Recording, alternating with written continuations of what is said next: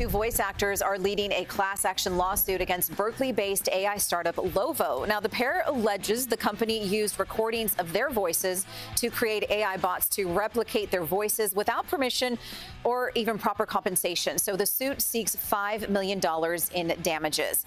So this case is part of a growing trend of lawsuits against tech companies for misusing content to develop generative AI. It comes as artificial intelligence company Veritone announced a partnership with the entertainment agency CAA to protect performers, their name, their image, and their likeness. Well, Shawn Chitnis is here with us now, and you've got a perspective of a voice actor based in the Bay Area on the heels of that news about the lawsuit. Pretty fascinating timing here.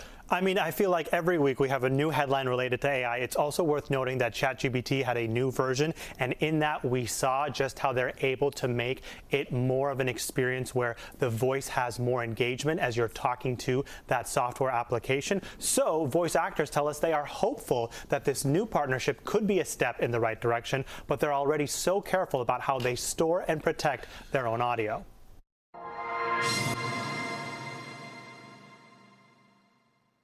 Listen, well, I'll show you how to bond. Blacktop Hoops is a VR video game now available, and that's the voice of Joy Ofodu you hear in one of the game's players.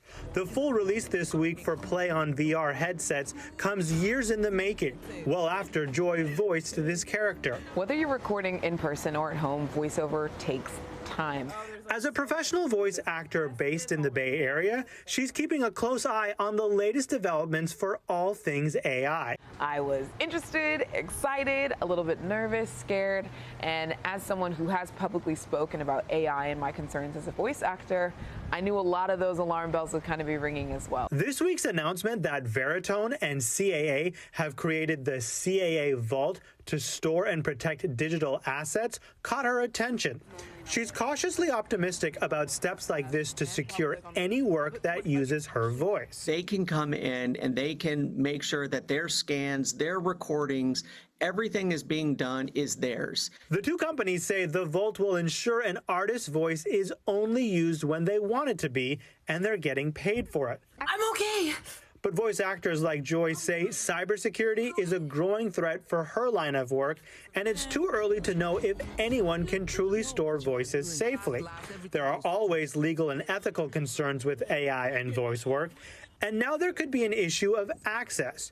Who will be able to use this technology to protect their voice? Anytime that I see developments in AI, particularly as they relate to voice, it concerns me for independent artists, for those of us who are professional working artists and actors. Sorry, dude, I can't hear you. Joy says she's fortunate in these uncertain times to keep getting more work, whether it's in the animated series The Sails Off or the independent hand-drawn film Beverly Bunny. Murder?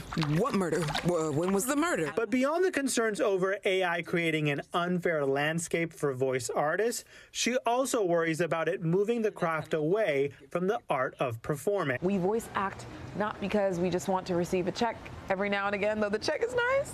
Voice acting isn't the most lucrative industry, and it's not the most lucrative kind of acting per se. We do it because we love the performance.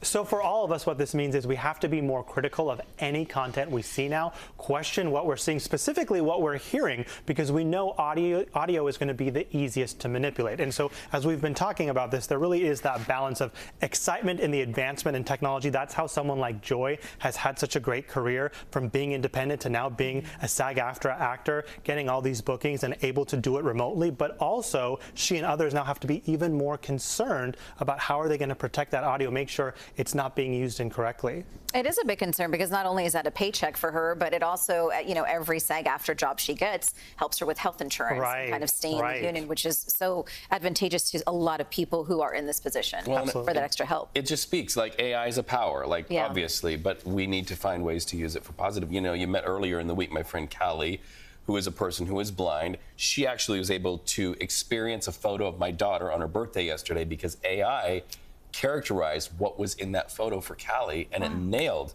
what Ryan looks like, the mood that Ryan was conveying in the photo. So that's an example of AI for good, but if it's using intellectual property or the talents of people like you just introduced us to, there's got to be a stop. There does. There has to be a balance. It's moving so fast, and that's why we have to be so careful and make sure that we're thinking about this and putting in those guardrails. Good stuff, Shawn.